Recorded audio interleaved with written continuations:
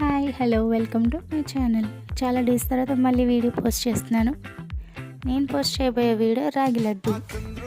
దీనికి కావాల్సిన ఇంగ్రీడియంట్స్ బాదం పప్పు, బెల్లం, రాగి ఫ్లోర్, నువ్వులు. ముందుగా బాదం పప్పుని చిన్న చిన్న ముక్కల కింద కట్ చేసుకొని పక్కన పెట్టుకోవాలి. ఒక ప్యాన్లో కొంచెం వాటర్ వేసుకొని బెల్లాన్ని కరిగించుకోవాలి. మరో పక్క స్టవ్ మీద ప్యాన్ పెట్టి దాంట్లో 1 స్పూన్ గీ వేసుకొని ఈ బాదం పప్పుని ఫ్రై చేసుకోవాలి 2 మినిట్స్ పాటు.